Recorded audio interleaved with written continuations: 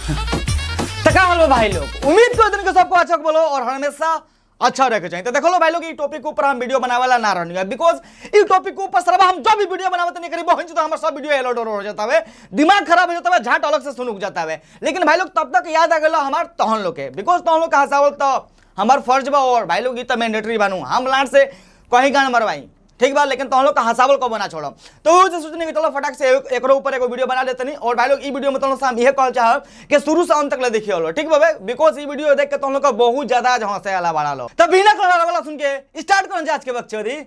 और यहाँ से एक ऐसा गाना गाया गया है ना कि सुनकर आपका माथा जो है ना सनक जाएगा, खाली माथे सनक जाएगा के हाईलोडवा टनक जाएगा। मतलब भैया जी कैसा गाना गा दिले बड़ा सन हो, ज्यादा खराब गा दिले बड़ा सा का। और इन्होंने मतलब कि एक्ट भी किया है, मॉडल का भी काम किया। थोड़ा सा जूम करके नीचे से ऊपर तक इनका ड्रेस थोड़ा दिखा दीजिए। हाँ दिखा दीजिए कि हमने के देख के मुंह मार देवल जा। एगो तो सरवा ई भौजी के जइया से हम देखले में तइया से रोज ई भौजी हमर सपना में आवतिया, रोज हमर फेविकोल चू जाता है, बिछौना में सट जाता है। ए भैया जी कहत रहन के नीचे से ऊपर ले जूम करके दिखावे के। ए भैया जी तू काहे हमनी के मजबूर करत रह मर्द हिलावे पर मत कर प्लीज। गाना का नाम है आग लाग जाता जी। शर्म नहीं लग रहा है ये सब बोलते हुए? काहे शर्म लगेगा भैया, काहे शर्म? अरे सारा भाई जब ये रिपोर्टर वाला भैया जी कहलन के शर्म नहीं लग रहा है, ती जो सिंगर भाई साहब बना कहत रहे काहे शर्म लगी भैया। सही बात बाबे, गावे में सरवा शर्म ना लगल तो अब का लड़वा हमर शर्म लगी। आप गायक है ना महाराज, ये कौन भाषा का गाना है ये पहले बताइए। आम भाषा है। अरे सारा नहीं, सरवा हंसा हंसा के पेट फुला दियो सन ना। मतलब जब भैया जी कहलन की कौन भाषा है तो कहत जब कौन चीज आम भाषा है भैया जी। माँ कसम रे भाई, बहुत सारा भोजपुरी में गाना है। तूफानी जी का गाना है कि पटक के पेल देम। लेकिन भैया जी बात तू सही कहला, ई जोन पटक के पेले वाला के बात कहला नु, ई गाना पे भी हम रोस्ट करे बनी तूफान लाल यादव गाना रहे, ठीक बाबे। लेकिन जोन उ गाना रहे नु पटकिए के पेल देम, ओकरा से तो लाख गुना अच्छा बाबे, आग लाग जाता लाण में, ठीक बाबे। कहे से के उ डायरेक्ट हम बतिया ना कम ना तो हमर वीडियो फिर सरवा येलो डॉलर हो जाई, ठीक बाबे।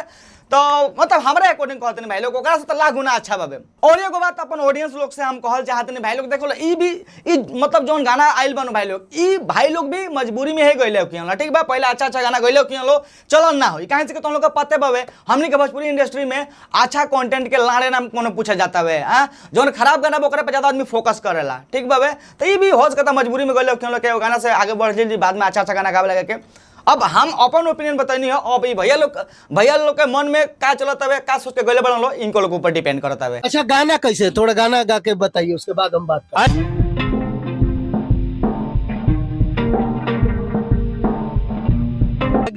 अब भाई लोग एक आगे के खुद तो समझ जा लो का भैया कहल कौन चीज हाथ रहन, ठीक बाबे। और भाई लोग की जोन बात कहल भैया आग लाग जाता है ओकरा में, ई 110% सही बात कहले बड़ा, ठीक बा। कहे से के ई जुलाई के महीना में इतना गर्मी लगा तो भाई लोग कसम से कहते काल हमारा कैमरा मैन के गाड़ी में आगे धले रहे गर्मी के वजह से, ठीक बाबे। तो सरवा हम मोटर चालू करके ओकर बाद से गाड़ी में पाइप लगा के पानी मरमी तब जाके गाड़ी के आग बुझुए। क्यों गाना खराब थोड़ी ना है ना। कौन है करी बहन के बुरी में बंटी बबली पे लोग कहता रे कि गाना खराब बाबे, एकदम मस्त गाना बस भाई। ऐसा गाना तो शादी ब्याह में बजावे के चाहिए, जहाँ तिलका होता तहाँ बजावे के चाहिए, जहाँ मटकोल होता वहाँ बजावे के चाहिए। इतना मस्त गाना बाबे, तू मतलब भौजी तू टेंशन मत ला, ठीक भाई। गाना एकदम मस्त बाबे, जौन सरवा कहे कि अश्लील गाना बनो ओकरा मुंह में कूद के मुद्दी है। छुल छुल छुल। जिस दिन शूटिंग था ना उस दिन हम बहुत एंजॉय भी किए थे। अरे मैडम को बाबो हमनियो के आसाम घूमे हमरो के एक्टिव द मतलब हमरो संगे एंजॉय करो। और कैमरामैन भौजी कौन सी कहत लिया एंजॉय कर ले बनी ना। हां तनी फिर से लगाओ तो। जिस दिन शूटिंग था ना उस दिन हम बहुत एंजॉय भी किए थे। काहे हो भौजी, जहिया शूटिंग रहे तहिया बंटी बबली मार के शूटिंग कर ले रहलू का के फुल रात एंजॉय कर ले रहलू ना। सरवा कैसन बात करती है ई मर्दे के जहिया शूटिंग रहते या पूरा एंजॉय कर ले रहनी, इतना अश्लील गाना पर डांस करके आ कह तरीके फुल अश्लील तोरी वही जो डायलॉग बा भूला जाते हैं। कैमरामैन अगला क्लिप लगाओ सारे। ई माल ठेकी न जाए अपना घरे, एही में चल गइले लोग बड़े बड़े। काहे हो भौजी सुरंग हवे का कि कितना गोड़ ओकरा में ढुक गइल बड़ा सन। अरे यार इतना देखे में सुंदर बाड़ू, इतना क्यूट बाड़ू, इतना पेले लायक भइल बाड़ू, मतलब इतना अच्छा खासा मतलब भगवान तारा का बनैले बड़ा। एटलीस्ट कम से कम अच्छा गाना गा दो यार के हमने के सुन के सरवा खड़ा हो जाओ, मतलब दिल खुश हो जाओ।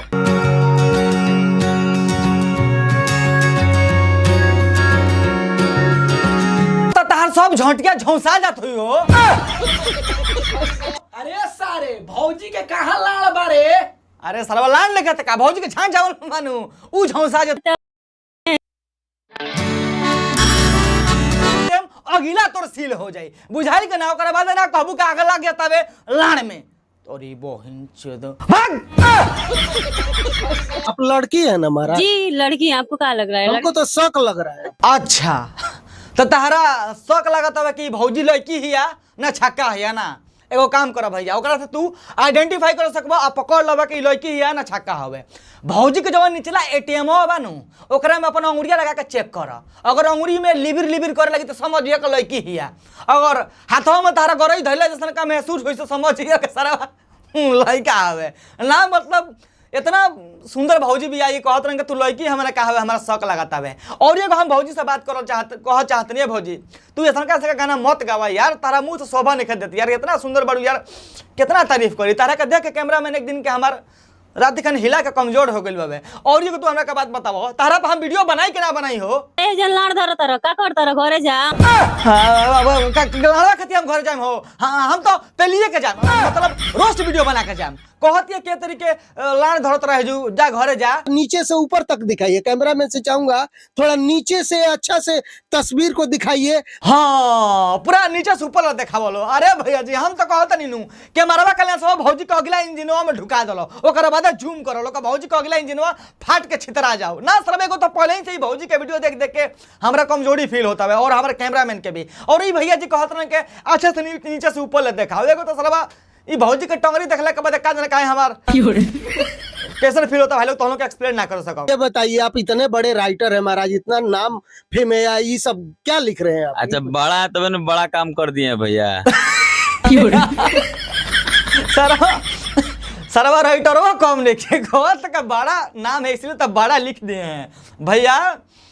ये बेरी तक लाड़े के ऊपर लिखले वाला अगला बेरी बनैया गाना तो गाड़ के ऊपर लिख दियो कसम से कहत नहीं मजा आ जी। देख लो कैमरा में क्या तरीके कहत रहे राइटर भाई जी कि हाँ बड़ा नाम है तो बड़ा नहीं करेंगे। अरे भैया जी बड़ा का करम मर तो नहीं, हम रोस्ट करे खातिर रेडी बानी। सब के भैया कैटेगरी बनावल गइल बा, दारू पिए के अलग जगह बा, दूध पिए के अलग जगह बा, वीडियो भी पोर्न वीडियो मार्केट में आइल बा ओकर अलग जगह बा। हाँ इहो बात भैया जी तू बिल्कुल सही कहला ह, मुठो मारे के अलगे जगह रहेला। मतलब सही बात कहत रहे भैया जी। सब चीज सबको के सामने नानू देख सकत रहले, जैसे कि अब जौन तू कहला हाई वीडियो उ वीडियो भाई अकेले में आदमी देखला ईयरफोन लगा के देखला। अच्छा तो सब लोग जी 5 मंजिल से कूदेंगे तो आप भी उसी से कूद जाएंगे, कुछ तो भोजपुरी के लिए अच्छा कीजिए आप लोग। 5 मंजिल कूदला से अगर फायदा हो जाओ तो अच्छा बात बन भैया। देखो भैया हमार जहाँ तक एक्सपीरियंस बा ओकर अकॉर्डिंग तारा का हम बतावल चाहतनी 5वां मंजिला से कूदबा तो फायदा तो होई ना, लेकिन लाड़ चढ़ के जरूर बानर हो जाइबा। कहत तरह के 5 मंजिल से कूदला फायदा होई, फायदा ना फूर हो जाइबा सरहु। थोड़ा देख के जोश आ जाए शरीर में ना भौजी कहत कैसे भैया कि देखला के बाद जोश आ जाओ। ए भौजी देखो जेन्युइनली कहतनी तारा का देखला के बाद आदमी के जोश ना आई ठीक बा, जोश तो अबे करी लेकिन कमजोरी वाला जोश आई। ठीक बाबे कितना जना हिला के बर्बाद बनल तारा के देख के यू हैव नो आइडिया भौजी। ठीक बाबे तो आप लोग क्या कुछ सोचते हैं इनके गाने के बारे में? अपना राय जरूर दीजिए। आइए मोहतरमा के बारे में जरूर लिखिएगा। ठीक बा भैया प्रणाम गोर लगत नहीं जा, तू अपन काम कर हम अपन काम करत नहीं। हाँ जगह तू कहला कि मैडम के बारे में का कुछ लिखे के बाबा कमेंट में हम लिख देम जाके आई लव यू। ठीक है मतलब जौन अच्छा होई तो अपना तरीके से हम लिख देम। ठीक बाबे तो भाई लोग आज के बक्चर तो यहीं खत्म करते नहीं। आई होप कि तुमने वीडियो देख अच्छा लागल, अगर वीडियो देख अच्छा लगे तो वीडियो को लाइक जरूर कर दियो लो, अभी कर दो लाइक, ताकत कलाने बाड़ा लो मरते करो लाइक, अभी बहुत मेहनत लागल बाबे। और भाई लोग ये वीडियो बस एगो मनोरंजन मजाक खातिर बनावल गल तो केहू के भी वीडियो से दिल पे ठेस पहुंचल तो ओकरा के हमरा तरफ से आई एम एक्सट्रीमली सॉरी, माफी चाहते नहीं। ठीक बा और भाई लोग वीडियो देख के अच्छा लागल लिटरली अगर जेन्युइनली तो वीडियो देख के अच्छा लगे तो वीडियो में कमेंट जरूर करिए लो कि वीडियो के सनका लगा के सनका ना ठीक बा और एक पार्ट 3 बनावे के चाहिए कि ना ये भी कमेंट करके तुम लोग को बताइए लो। मिलेंगे फिर से नेक्स्ट वीडियो में, तब तक के लिए बाय।